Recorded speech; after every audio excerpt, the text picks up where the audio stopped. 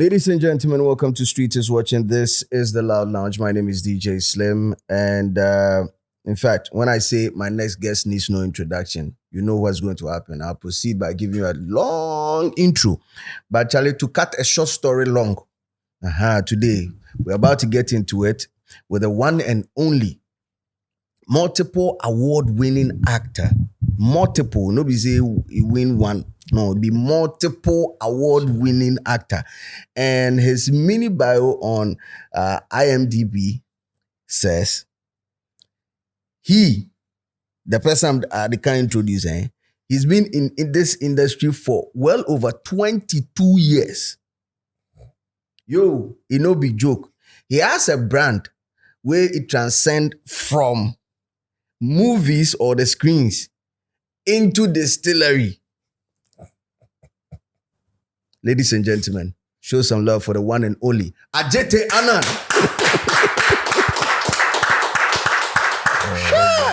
From Pusher on the screen to Pusher Jimbites. I'm so honored to have you on this set, to have you on this podcast. It's a dream come true for myself. And I think the last time we met on I think Hits, we were having a conversation on virtual. I was starstruck. Oh my goodness. Because I lived, I asked you this, that when was the first episode of Things We Do for Love aired? And you said like in 1999. 1999, I was like in Jesus. Thereabout.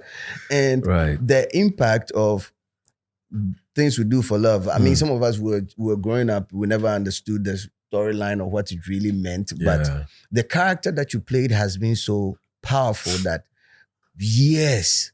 well over 25 years down the line, it's still active. I mean, people see you and then the first recall is the Pusher brand. And I was asking you before we started this podcast, that what do you think made that character so powerful?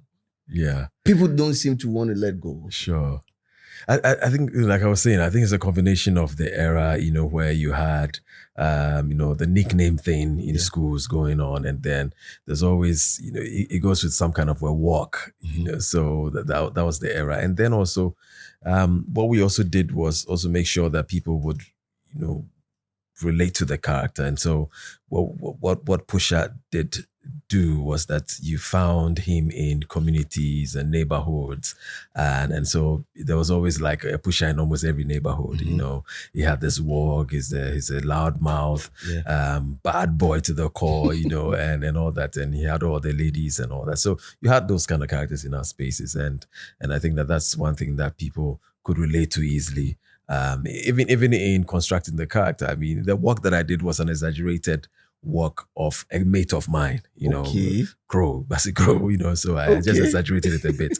And so people who knew Basi Crow, they walk, they're like, hey, Charlie, that be Crow, walk. And then the loudness and all the jargons and thing was also picked up from a neighborhood in around Jamesford. There was a bar there where I saw larger than life characters who are very, very loud, and and so that also animated kind of gesturing was also what I factored into it, coupled with the writer Eddie Sedor Jr. had his own skill and how he connected with young people of the time. And so I think that these were the ones that made the character stick in people's minds. With respect to the cast of Things We Do for Love, I think you had veterans, a couple of veterans making appearances in there. But then you had more or less so many rookies. Also, And how was it on that set? How was it? I mean, for us, it was just it wasn't even about what we're getting at the end of the day in terms of remuneration. It was more of fun. We've had the opportunity to come on the screen and be ourselves. For those of us who do not have the opportunity to be bad boys in real life, this was a fine opportunity for us to relive it, in characters. So it was fun. Jackie, Majid, and the rest. We're all in there, and that was the team that we formed from the core of Things to Do for Love. And so it was more of quickly get to on set and just living life and then having fun. That was mainly it. Yeah. So were you fresh out of school as at that time, or So still in school? Majority of us were still in school. I was with the National Drama Company. That was I finished national service. Okay. And I was I was not going to uni then. Okay. I had finished secondary school, but I was working at the National Drama Company before I went to the university. So most of us were just out of school or we're in school, still in school. Talking about uni, and anytime your name pops up with the School of Performing Arts, there are certain words that automatically qualifies the brand ADJETEY ANANG. Discipline. Charlie, I told somebody that, Charlie, I have a podcast with ADJETEY ANANG. I see a good day there with time. I see like 10. You say, oh boy, good day there like 9:30. And I'm saying this, but boss, see, not be one person will tell me this. Has it always been a thing with you, or when did it catch up with you? Because Obia say you are ADJETEY on time. Yeah. Have you heard that? Oh yeah, I get that. I get that a lot. Do they tell you in the face? Oh yeah, they do. They do. I mean, some people, they wish that they had not given me the time. They had given me an hour before, and all that. I think that it's, you always want to be identified by something, and the consistency, endorses that. And so one of the, my principles was that give me a time, it's 9, I better show up. Or if I give you a time, I better show up. Of course, it's not a perfect world. So once in a while, you get caught up in something, but you also have to communicate and let the person know that A, B, and C. So I'll be delayed this number of minutes. But I think that, in all aspects of what we do, time is always a factor, an issue. Time, they say, is money anyway. And so why is it possible for places like the West to be able to so time conscious, and we are not, and we're not different human beings. The thing that I hate is the Ghanaian time or Ghanaian culture. Time, GMT. I mean, come on, man! It's something that we should it's so way back. It's primitive. It's whatever you want to call it. Yeah, when we will meet, like 12, 3:34, 3:34. Which is which? Come on. 34, so and it affects when it comes to work, for example. I mean, we deal with call times on set, and call time is 7.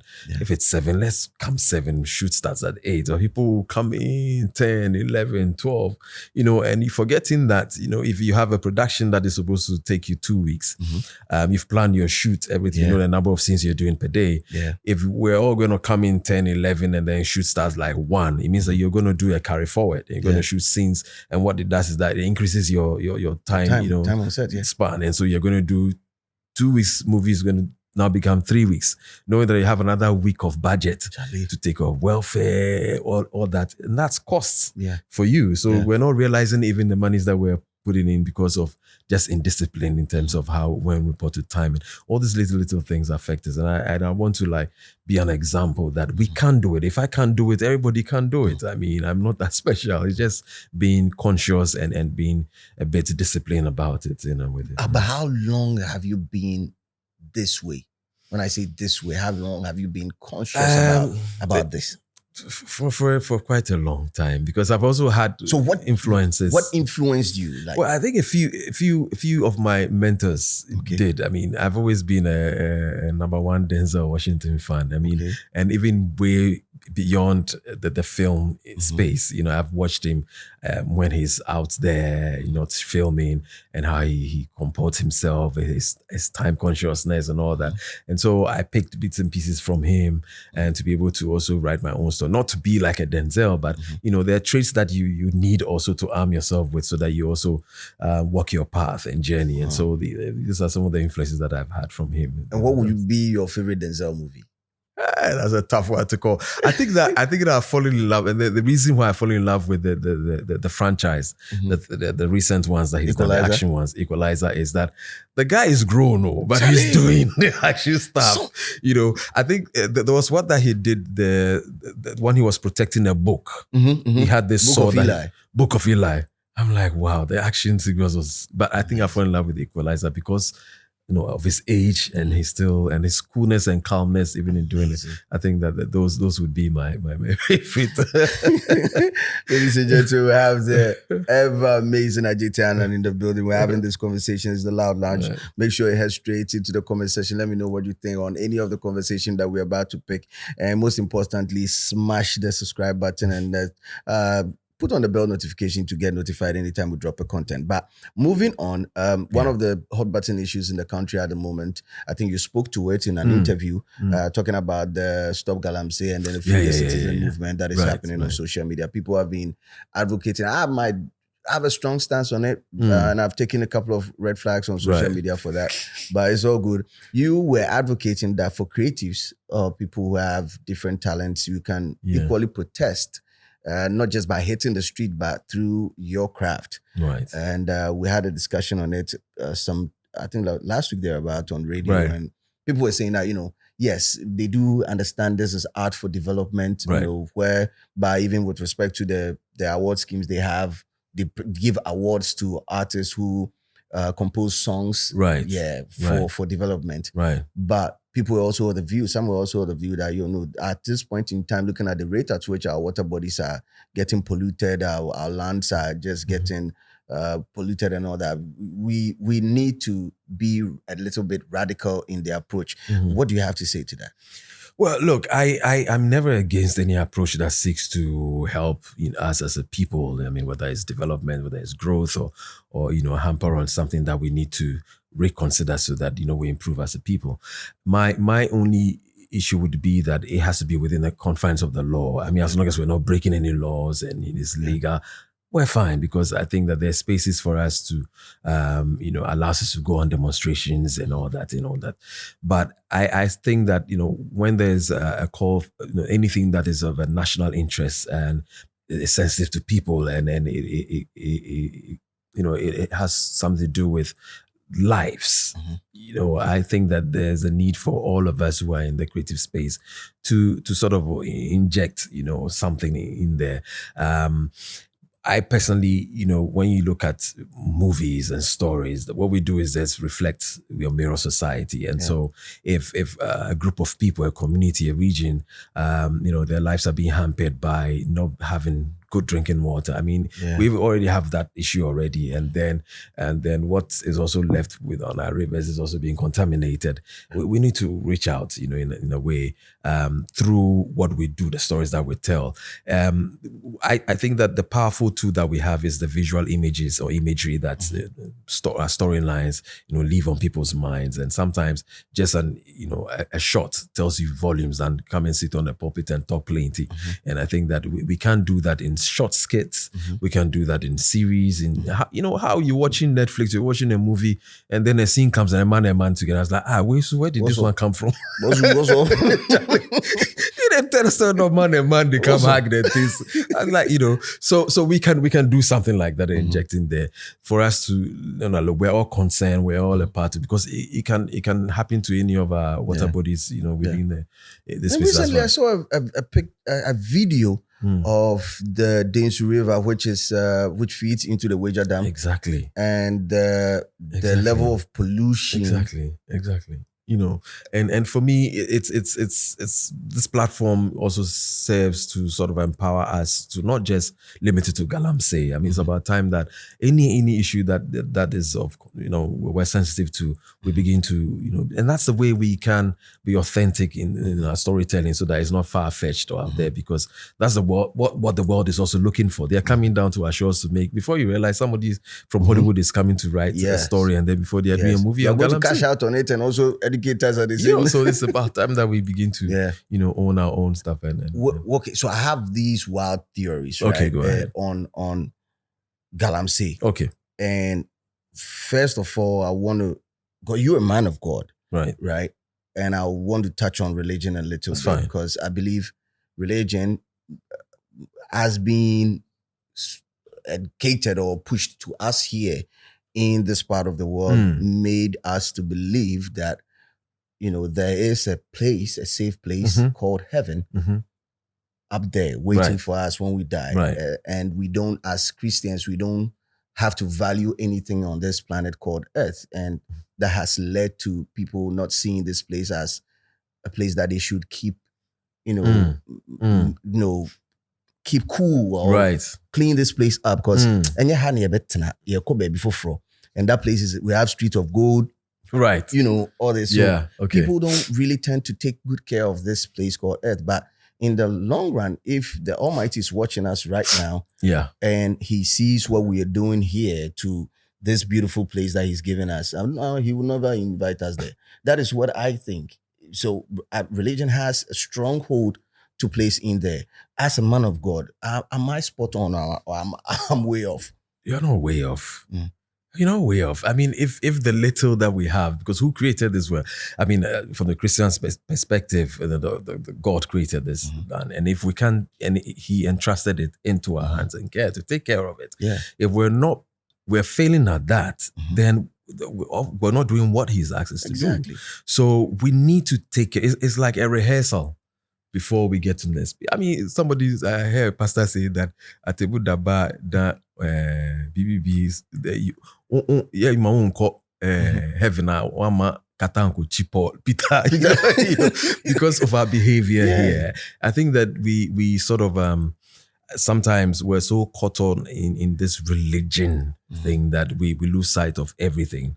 And the fact that we don't even have to work, we have to just have faith and pray and things will work. That's not it.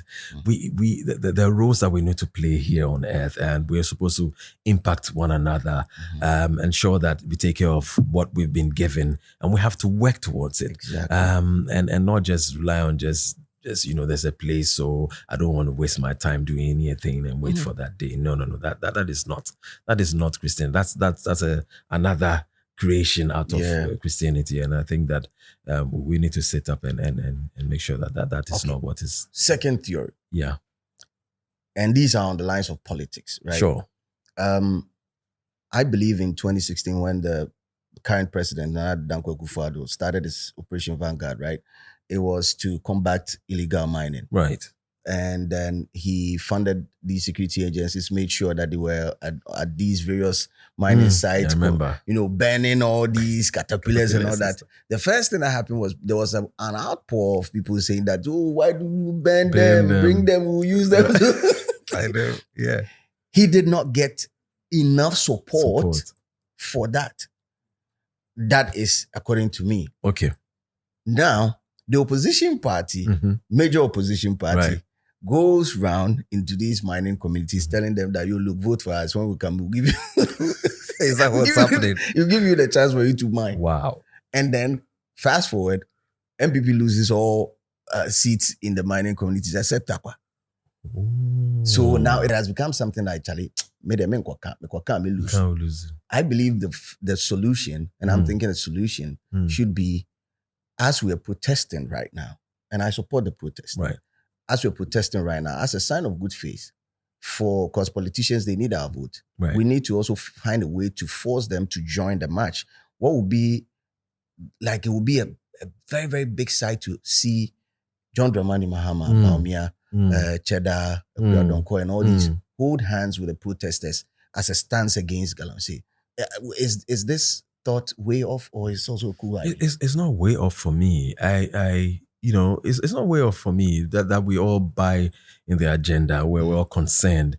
The thing is the execution, whatever that we're seeking for, where we've made the noises, but how does that execute? And therefore we have a change in what's happening.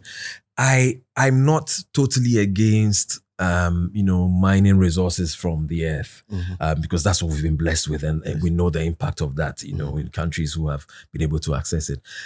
What I want is that there's a regulation of it, and so empowering even these young people who are in those spaces, how do we get them to mine safely, legally, so that they also have we're all not going to be passive, we're not going to be actors. Some people are going to mine. Yes. But how do you empower those people so that they can also mine in safety, so that it's also our water bodies are not contaminated or damaged? And I think that's the focus, not just stop Galamsey for Galamsey's sake, but there are channels in which we can do this.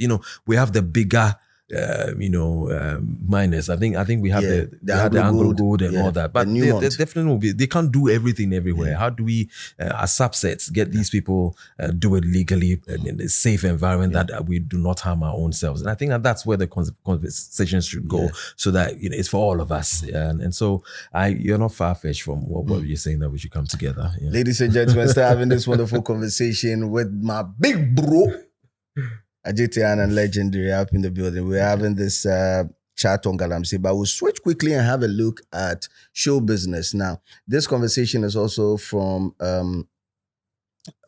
one artist that I talked to you earlier about that. I mean, he won the season 12 of TV3 Mentor. TV3 Mentor. He's talking about some of the discrimination that he's had on trying to get a record deal, because before even going for auditions and all that, he has tried several auditions, and Charlie, people say, Charlie, your looks is not marketable and all that. The bigger conversation would be looks and its importance to show business. Because the last conversation I had with you on radio, you were telling me about you had this one day off that you're just on fruits. Because at 51, you're looking amazing.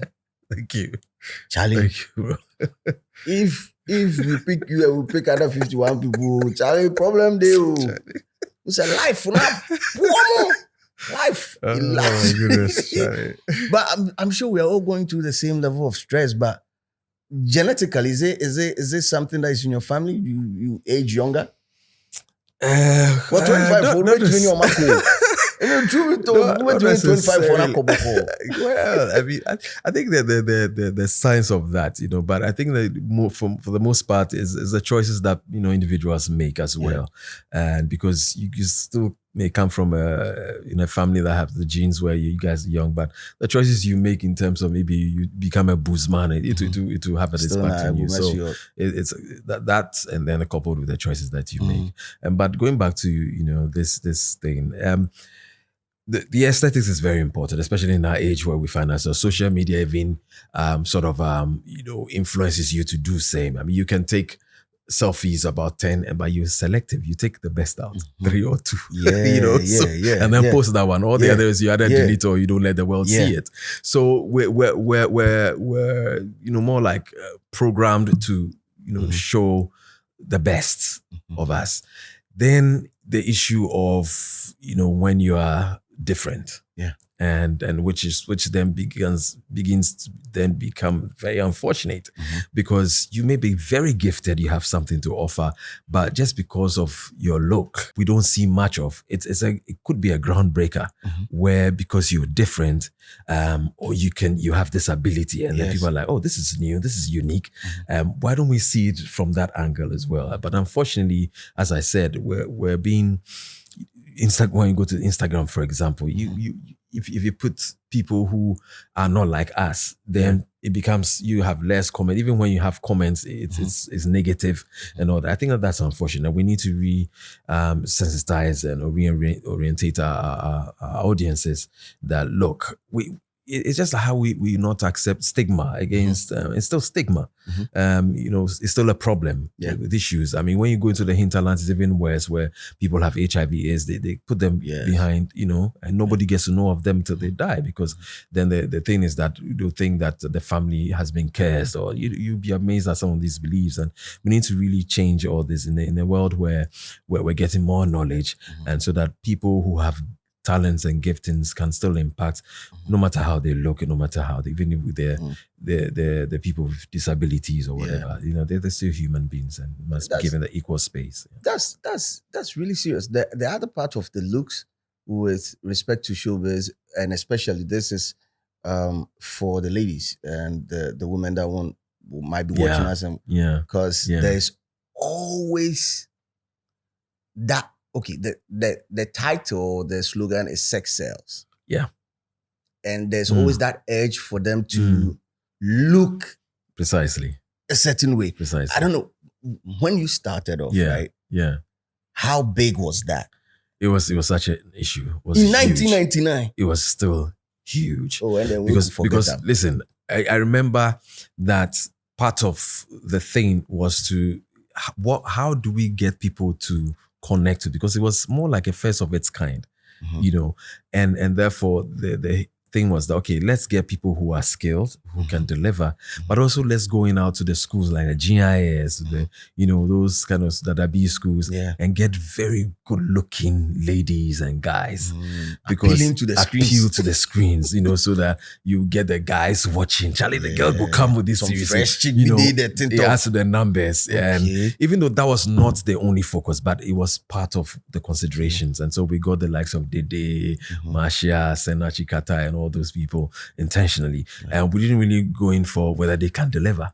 We're fortunate that they could, you know, but it could have been something else, you know. So that was still something, you know. But I believe that irrespective of how you look, I mean, if you can deliver, you should be considered. Yes, there's a side where we have to also satisfy. I mean, when you go into the spaces of social media spaces, once you see an attractive person, you'd want to like, okay, want to know who this person is. It has its area, and then we need to also satisfy that aspect where we can lace that with people who can deliver, who may not necessarily have a Mona Lisa look or you know, a Cleopatra look, you know. So there has to be a fusion of these, but it was still a big deal for women who are thinking of entering into showbiz or who are already in there. There's, I mean, for the quest to look in a certain way, have pushed some to also undergo the knife for, you know, cosmetic surgeries and all that. There's in fact in Ghana there's a mixed reaction when it comes to cosmetic surgery. I don't see anything wrong with it. I perfectly don't see anything wrong with it. I think body enhancement is a gift from God. I mean, He gave us the knowledge enough to... And it's your personal choice. Yeah, personal choice as well. Yeah. But then it's being frowned upon. I know. I know. It's interesting. Look, when it comes to movies, for example, I mean, because of the development of what we can do, you don't even need, if it's purposely for a character, people can get to be whatever shape that they can, you know, we can work on you. But I think that it's the reason why people go into this for the most part, and for those who are sort of frowning on this, is that it is not for the movies or the music or whatever. It's for extracurricular activities. And so they need it in real life spaces and not in the work they're doing. And so that's why people will frown upon it. But whatever it is, I mean, it's their decision, is whatever they're looking for. If they are content with it, they're satisfied. Hey, I mean, who are you to condemn them? I mean, as if you are perfect anyway. I mean, you know, I've seen several actors train for months to get into certain shape for certain roles. Yeah. But people don't really talk about the male part of it. They really want to talk about the female thing. It's I think it's a cultural thing, and I think that we shouldn't do that. I mean, it's not a healthy thing to do.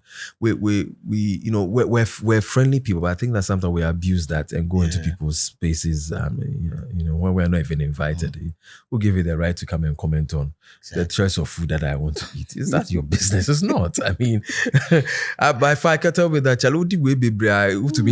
but you know, it's the way we also present what we have. You know, you can call someone advice, but even that will give you the authority to do that. You must have some rapport and you know, some kind of intimate relationship. When I say intimate, not but we get out. closeness, you know, to be able to do this. I think that sometimes we go into people's space when we're not welcomed, and we have to be careful. We offer advice without, you know, where the boundaries are, so that we do not go overboard. And it's a Ghanaian thing.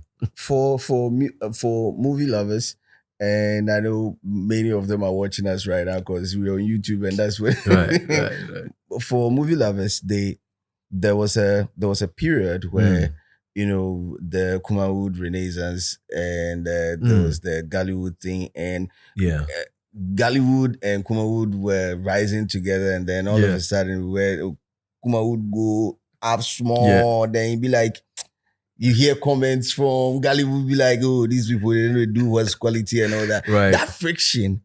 This was in the Shirley Frimpong Manson era, where, I mean, after watching the movie with yourself and Forgotten the title again. Oh, Which one? Perfect Picture. Perfect Picture. Right. Where Charlie, after the movie, no, how much did they blow again? Hey, he blow again, oh, brand new blow, Right. Those days, Yeah. there was that thing that was creeping up. Yeah. And fast forward years down the line, people were like, there could have been a merger that would have saved the movie industry, because as it stands now, with the emergence of social media and then, different equipments that can shoot and edit movies on the fly, people are churning out content on a daily, and it's making it not impossible, but, it's a little bit difficult to get people to sit down or move people to a cinema to go and watch a movie. Right. Do you think that era presented challenges that we couldn't solve, or we had it, but due to ego and all that other stuff? I think that we're not intentional, because I know the productions that married, wanted that combination and collaboration, which worked perfectly. But the consistency of it was the thing. And so it was a number of issues. For example, Kumawood has this culture of, you get on set within 3 days, you're done. Now here, I remember Shelley called upon one actor from Kumawood, and then he asked, how long? And Shelley said, give and take maximum 2 weeks, you're done. He said, hey, 2 weeks. 2 weeks, I'm not going to try 10 movies. With their doors. So when you have somebody from that background, and it's legit. He's justified. He can shoot 10 movies within 7 days, and that's real quick. More box office for him than your one movie that they had a name for that. they call him Puli. So it made sense for them, and it worked for them, and so that in itself would hamper that collaboration, because because we take our time in shooting, because the different forms and way of doing movies, and we seeking to be more in depth, and because we have a market that has a global appeal more. That is not to say that movies that we do also do not have appeal out there. The people in diaspora, especially Ghanaians who have gone out there, they relate more with that as well. But then the targets are different, the niche are different. And so that also did not allow for that collaborations, because they know that they'll come and spend forever on set, and, that's a waste of time for them. And then we also not being intentional, even spilling over to looking at our older folks who are acting, who are aged. And you see how the downs, when you have they hit their 80s and 70s, they're sick, they don't have help. We don't even feature them in our movies anymore. We're making up younger people to look like older folks. These are things that we have to deliberate upon to use them, because they have the skill, and we can't let them go off dying off with it. So it's us not being intentional enough to be able to have that collaboration going, and trying to find ways in which we can lessen the time for them, even if it means so that it's 50-50 shared kind of responsibility. Okay, so talking about the audience, right? There's also an underlining thing that most people want to talk about, especially when Kumawood was regional based, and then Ghallywood was more or less like this is Kumawood type of thing, and that thing has forever been around. I don't know if back then it was still strong. There were traces that it was there, but then it picked up, later on. And there's always this friction. Unfortunately, for example, fortunately, I have the opportunity to talk to creators, and so I lecture in NAFTI as well. And the conversation has always been, it's come up to me several times. So Kumawood and Ghallywood, which one is the best?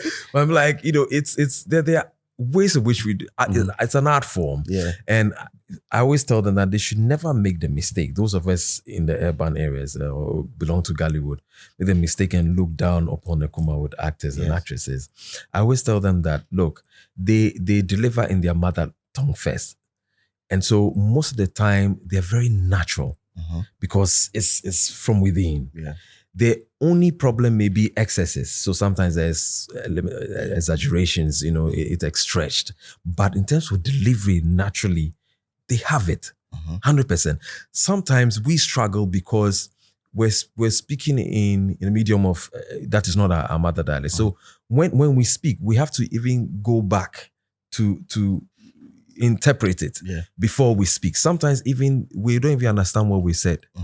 The grammar, we've not even the import of it itself. We just rattle it because it's grammar and we have the phonetics. We can speak the language. It doesn't mean that we've gotten the meaning. So there's more work for us to do, and convincing our audience is even much more difficult. And sometimes we lose them.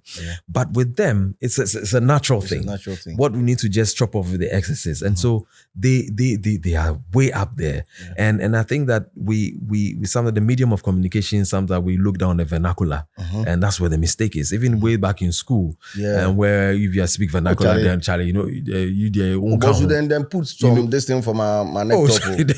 I will not speak to you again. What kind of it's very, very bad. It's very, very bad. I think that even in our education sector, where we sort of make that not a part of it, it's totally wrong, if you ask me. Local languages should be up there with English language. There's this thing that when you actually teach your younger children vernacular, they are better off, they're quick to pick other languages faster. I don't know how that is, but that's what the experts are saying. And all we want to teach our children is English. We don't even want to teach them, expose them to local dialects. It will die. And we have to even begin to make... My son now can't even speak. Charlie, if we're doing movies in local dialects, this day we have subtitles. Look, the way the international bodies would want to zoom into the people are making Hollywood, Oscars and things, the foreign language movies, they're making impact. They are not sacrificing inequalities, just the medium of communication. Gold Coast Lounge, a movie that we did, that was a combination of tree, gun, pigeon. The impact it's made. Netflix came back knocking. They wanted that movie. When earlier on they said it was in black and white, so they didn't get it. So they turned out, and they came back. And so of course the bargaining power then goes high, because when they're Adeba somewhere you want it, it's not like take it or leave it. This is what they offer. So we need to really look at that again and not look down on our people. That friction there was very, very unnecessary. Though you understand why, but we needed to come together and because we're still a one people. Whatever we put out there is the image of Ghana we're sending out there, so we better put our best foot in out there. Well, talking about movies, the new movie Pawn, Pawn, P-A-W-N. I drink for the naughty ones. Pawn, P-A. P-A-W-N.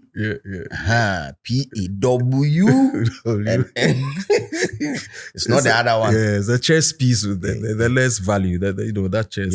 Even though a game of chess. So that's smaller. So tell me about Pawn. And you starred in that movie. That's right. And when is it hitting the? So it's hitting the cinemas on the 2nd of November, Silverbird Cinemas.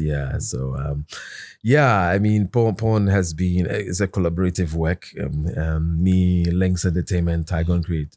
And it's totally looking at a guy who has, represent himself in different ways. And I think that earlier on, I did a movie on schizophrenia where the guy also could also go into those spaces where he does something, he doesn't remember he's done it even, and we're looking at how how that person who is also a law enforcement agent can able to deal with his own personal issues and still be a force to reckon with and consistent to do his job and bring justice so that people get the justice that they need. Also looks at, and that's my own, on how men handle women. Mm-hmm. And that we have to be more sensitive, because they say that hell has no fury than a woman's scorn, they say. And guys, we have to be very careful how we deal with women. Mm-hmm. Because if a woman say go get you, nothing you feel do. Not unless he does say no. Yeah. But if he say go get you, nothing you feel unless you know God. Nothing you feel do. So this would also teach us lessons in how far we can push our ladies, how far we can, we mustn't push our own selves, and it to touch everybody. For me, it's my biggest test yet, playing 3 different roles, and because at the point in time I'm speaking to myself. 3 characters are in the same space and I'm speaking to myself. Wow. So when I finish talking, the other person does. So you have to shoot different. How to be able to mix up the lines and also mix up even the characterizations, because every characterization is also unique. Wow. And so it tested me, it really pushed me. It really pushed Amazing. me. Charlie, you guys will go check out the movie Pawn. Yeah. Pawn is coming out on the 2nd of November. That's right. And it's hitting the Silverbird cinemas, right? Cinemas, that's right. That's yeah. West Hills and also And then Accra Mall, Mall. yeah, 5 p.m. 5 p.m. 5 p.m., 7 p.m., and 9 p.m. Okay, 3 showings. and tickets are selling fast. You Yeah. make sure you get your own on Ego tickets, right? Right. We're doing Ego tickets. Yeah, we're doing Ego tickets, right? Yeah, Okay, great. And then is there any special contact number that maybe their group wants to buy in bulk? They want to bring their whole institution. Maybe we might get the number and then fix it on there. That. But then as we wrap up, I'll say thank you so much for having me, honoring our DJ. invitation today, Yeah. Charlie. It's been one of the things where I thought now I can check. I will check out more. See, Charlie. I once sat with the legend. I want it, man. And for movie lovers who are so in tune to local movies and they are wishing the best for our industry, as a legend or a man in this space, what do you have to say to them with respect to the future of cinema in Ghana? Look, we haven't even scratched the surface, and I think that we have an opportunity to collaborate more. I think this is a country that we're endowed with so much skill, and people know stuff, but how do we come together to be able to, leverage on what our expertise and then make an impact? I think that when we have that strength, then we can make, we'll look at places like Hollywood, even houses come together. Paramount can come together with DreamWorks and do a movie. Look, these are huge by themselves, standing alone. They are huge. And then they come together to do a production. What are we doing here? Charlie. Somebody does a movie. If you would ask him, how much did you make out of it? You don't want to tell you. He will tell you, say he will lie. Because he don't want to make you see in books inside, So we're already, our culture is of limits, that don't help us. Let's collaborate more. And for the young ones who are coming out, stay in the process. You can't be a Jackie Apia overnight. No matter what, there are things you have to learn and you have to prepare so that, somebody says that we love diamonds, we don't like digging. Charlie, you have to dig. Look, we've advanced, microwave, bar, everything has come. We're still cooking yam the same number of minutes. Cooking yam is not 1 minute. It's still the way it is. Yeah. So there are things that we have to stay in the process, traditional. We can't change that. So let's everything is quick fix now, but there are things that we have to stay in the process and learn. And then you guys can be way better than us. And so the young potentials out there who have some great talents, but look, let's learn from the mistakes that we have made, and we can be greater. So there's a lot of potential for our space. Well, the word for today is discipline. Word near discipline, just like ADJETEY ANANG. ADJETEY ANANG was going to leave us with one word. What would be your word? Yeah, Charlie, so many words come to mind. So many words are coming to, but... Okay, three words. So, humility, delay self-gratification, and always learn. Always learn. Thanks a lot for joining us today. Thank It's you. Loud Lounge. Head straight into the comment section. Let me know what you think. My name is DJ Slim, and on behalf of production, we say thank you. Most importantly, keep it real wherever you find yourself, because the street is definitely watching.